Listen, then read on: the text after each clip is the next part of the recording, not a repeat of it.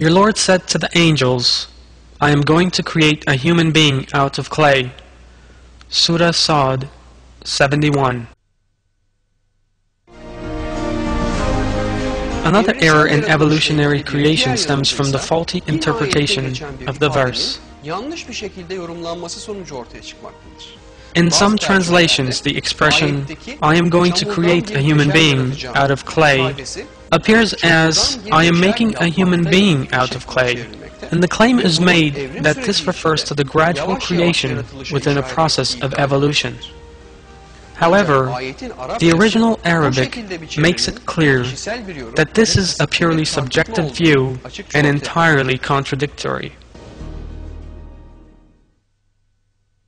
Inni khaliqun basharan min tinin.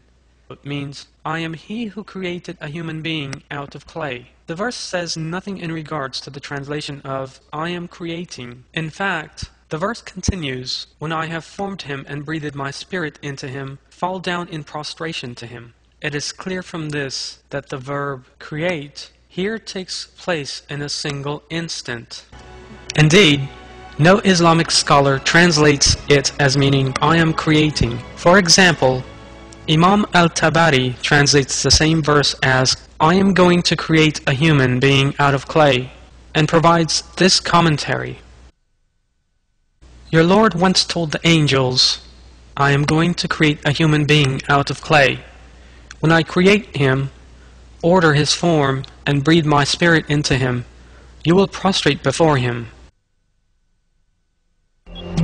Those who defend evolutionary creation also cite the following verse to support their false thesis that human beings were created through a process. He who has created all things in the best possible way, he commenced the creation of man from clay. Surah As-Sajda 7. According to these people's interpretation, the expression, commenced the creation of man from clay, refers to a process, in other words, an evolutionary process. But no evolutionary process is actually being referred to here at all. As we have emphasized throughout this film, God's creation out of nothing is described in detail in many verses, none of which mean that human beings were created through a process of evolution. These, like other interpretations, are mere forcing of the words, and when the Quran is considered as a whole, it can immediately be seen that there is no foundation to them. God's constant creation of every detail in the universe does not imply evolution. Omar Nasuhi Bilman interprets the verse to mean, He created the Prophet Adam from earth, and Imam al-Tabari as, He commenced the creation of Adam from clay. Some terms in Surah Al-Infitar are interpreted by the proponents of evolutionary creation as referring to an evolutionary process. O man, what has deluded you in respect of your noble Lord? He who created you and formed you, and proportioned you and assembled you in whatever way He willed. Surah Al-Infitar 6-8.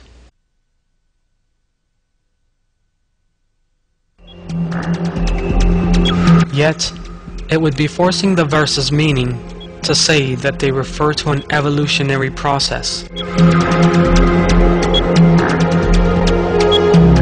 This is because these verses also refer to the human developmental stages in the mother's womb, described in the verses we have been examining since the beginning of this film.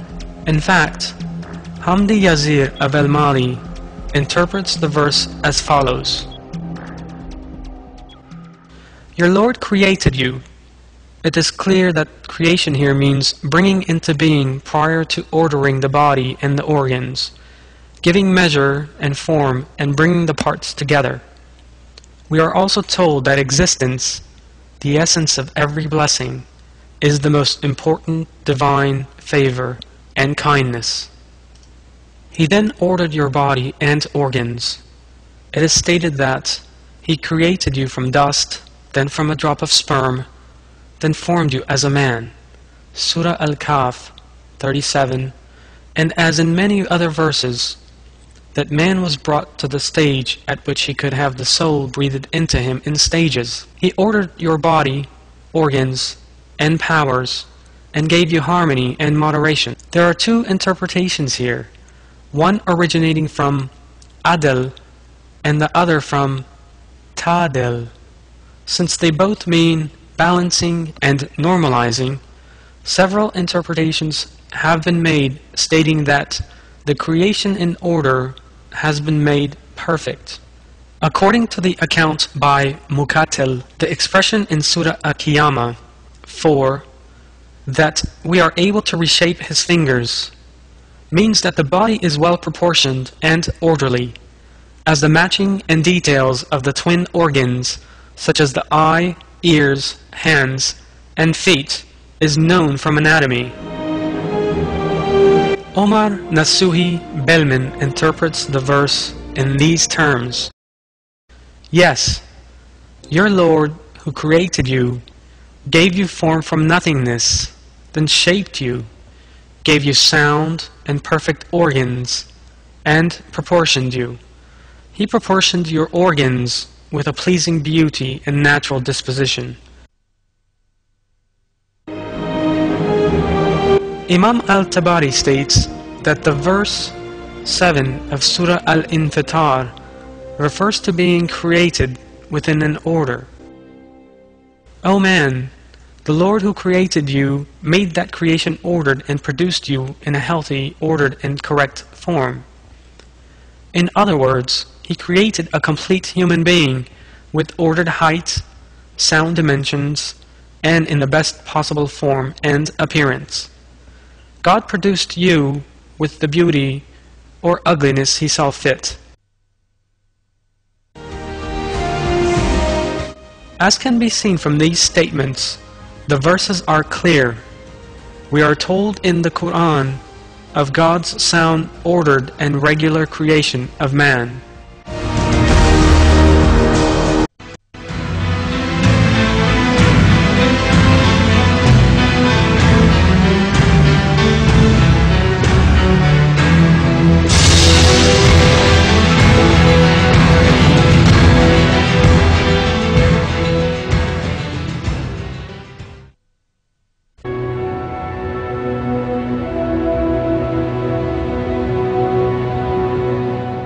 In this film, we have examined in some detail some of the errors into which those who look for evidence for evolution in the Quran fall as they interpret its verses. We have seen that the verses of the Quran contain no references to or indications of any process such as evolution having taken place. We have also seen how some people, nevertheless, distort the meaning of the verses in the most biased and prejudiced way by producing the most untenable and forced interpretations, and thus seek to find so-called evidence for evolution in the verses of the Quran. We have seen, in the light of the Quran, the manifest and true meanings of the verses they portray as evidence of evolution, and have also considered Islamic scholars' commentaries on these verses. We have seen how Islamic scholars are unanimously agreed that the Quran contains no such concept as evolution. In our next film, the last in our The Quran Refutes Darwinism series, we shall continue to examine these errors and analyze the reasons why some Muslims defend the theory of evolution.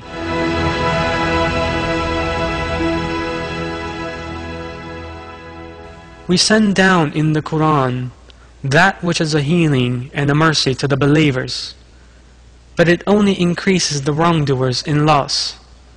Surah Al-Isra 82.